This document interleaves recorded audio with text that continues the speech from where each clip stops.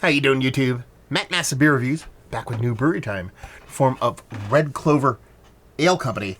This be their American Krestal Citra IPA. Yeah, this comes courtesy of my boy Nick. He sent off a bunch of beers. This is one of them. Probably my favorite art design of all the stuff that he sent off. And that is of Red Krestal, or American Krestal, I should say. I kind of knew that when I did the unboxing, but I wasn't sure. I looked it up. I felt bad because my brother is a, what do they call it, ornithologist, or the person that loves birds. More so than the average human. Some people are like, I love birds. My brother's crazy about birds. Like crazy. Like, he was in the Air Force, and everywhere he went in the Air Force, if they didn't have an Audubon Society where he went, he started one. He's like one of those kind of guys. So, yeah, he would be angry if I didn't know that name of the bird. I knew I remembered hearing it before. So, there's no ABV on this can, but I looked it up. It's 6.8, I believe, Citra-based IPA. And like I said, I love that artwork. I mean, something about it. I mentioned this during the unboxing. It's very much like these kind of stitched woolen painting things. I got a pair of them from my wife a couple years ago for Christmas, and it reminds me of those. That looks like a big old hazy. You know, pinky finger, white as white could be head. A little bit of kind of neurotic bubbling, but pretty uniform throughout. It just has this rich kind of orange core, a little bit of cataract edges. We are off to a good start. Let's get a nose.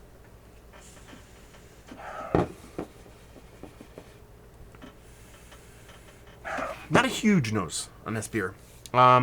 There's a little bit of soft kind of, a little bit of fruit here, a little bit of fruit there, kind of like a little bit of stone fruit, a little bit of citrus, nothing too crazy, nothing over the top. There's not a big bittering component on this beer either. There is a soft little, like, I don't know what it is. It's in the green family, but I don't know if it's like weed danky or like onion danky or like sappy danky. I would lean a little bit kind of oniony weedy on it, but it's very gentle. There's not a huge, like, 2x4 to the face on this. But if anything, I'm going to lean stone fruit and then that little bit of kind of weedy garlic thing. So that's not too shabby. Let's dive in. Cheers.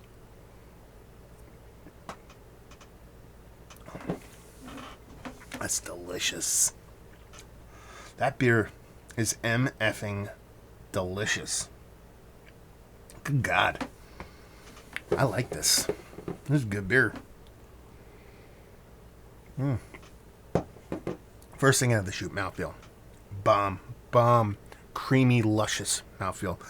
It's not that chalky thing that kind of verges with the wateriness. It's more of a, almost like an oaty kind of softness to it. So they use that instead of like, there's a ton of brewer sugar and then a little bit of grains kind of thing going on. So it has this really ultra beautiful kind of softness to it. That fruit portion of the show pops up. There's a little pop of sweetness in there. This is not a sweet beer. If anything, it finishes a little bit dry. Not dry, but a little bit dryish. But you get this sharp, pinpointy kind of sweetness that is not sharp in the sense that it's aggressive at the beginning of the taste. Not so much that it's like candy, like hard candy or a refined sugar kind of sharp. Because it does have the softness to it too. Not confectionery level, but getting towards that carries this kind of fruit component forward and gives you almost more tropical fruit than anything else. I still stick by my guns of like more of like a stone fruit kind of base on this, but since that sweetness kind of comes in rather aggressively, even though it has some rounded edges to it, it reminds me a little bit more of kind of like an undersweetened kind of tropical fruit without a huge kind of like tropical component on the end of things. And then that green component for me actually becomes like a more of a base kind of weedy green, nothing too aggressive, big enough to kind of give you a little bit of pause and be like, that's kind of cool. It has the ever so slight, and this is the part that really tickles me pink, ever so slight of this subtle minty thing going on. And I get that so rarely in beers. And this is probably the most gentlest version of that, like to the point where I'm kind of second guessing myself that it's actually there.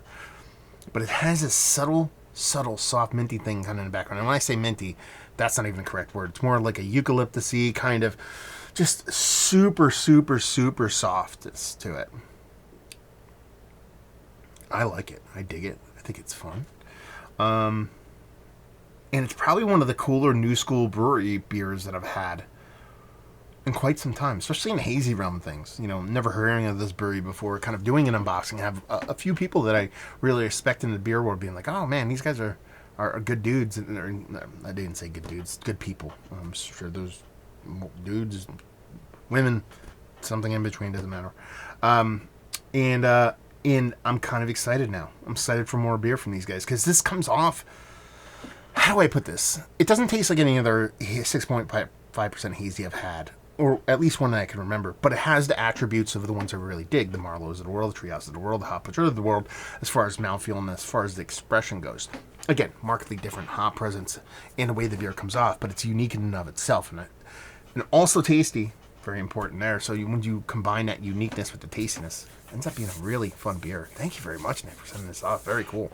Let's wrap this sucker up. Yeah, tasty. Impactful enough that, you know, you're drinking 6.5%, but drinkable enough to where I want to drink like 4 of these in a row.